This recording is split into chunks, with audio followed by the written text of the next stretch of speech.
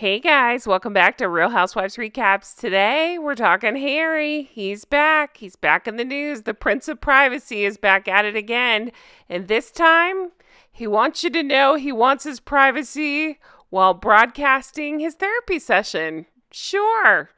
Why wouldn't that just be a private moment when you could charge for it and sell people your book at the same time? For a cost of $33 and 90 minutes of your life you'll never get back, Harry live streamed a therapy session with Dr. Gabor Mate. And if you're like me and said, "Who's that?" He is the author of Myth of Normal, Trauma, Illness, and Healing in a Toxic Culture. Okay. Also, for like $30 more, you could have paid to have his book included as well. This wouldn't be a cash grab, would it, Harold of Harold and Fraud? Harry in this interview decides to say that he is not a victim. He's never looked for sympathy. I would point you to Exhibit A to say, no, that's not true. Hasn't he spent the last few years basically on a road tour of We're the Victims, from Oprah to Netflix to his book? If you really want to laugh, I did get a hold of a small clip of this interview, which I'm going to play for you now. See if you can spot what doesn't make any sense out of this. My partner is an exceptional human being. I'm sorry, is this who we're talking about? And I'm eternally grateful for the wisdom and the space that she's been able to give to me. Oh, okay, sure, yeah. When I think of Meghan Markle, I definitely think of the space that she gives to you on a constant basis. Totally looks like you're free to do what you want to do. Prince changed up his story, decided that his book was a public service. It did not feel like that for 16 chapters that he droned on and on about his Todger and his mom's face cream.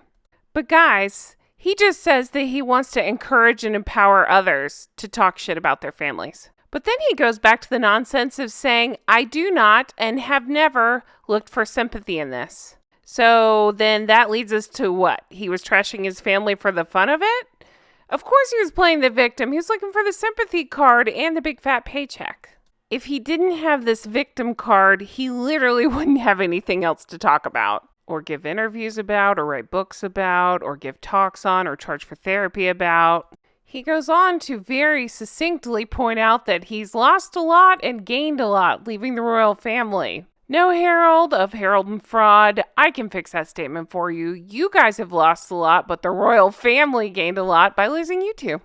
I don't know. He's just such a deluded, self-obsessed narcissist. He thinks the whole world revolves around him. He compared himself to the boy in the bubble, and I'd say, yeah, I get it. You live in your own little bubble, you and that Instagram-loving wife of yours. I'm not letting this doctor off the hook either. I did some Googling on him, and he seems like a real piece of shit. He's been accused of some anti-Semitism, to name some other things, and interesting that he's able to sit with whine and immediately diagnose him with ADD, PTSD, and whatever else suits Harry that he can use to sell books.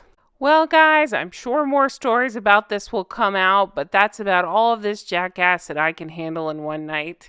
Guys, thanks so much for watching. I can't wait to see what comes out next. I'm sure more will come out because of this. I'll be talking about it. I'll be laughing along with you. Definitely check out my deep dives on courtiers. I'm having so much fun talking about that. Thank you so much for watching and have a wonderful night. Bye-bye.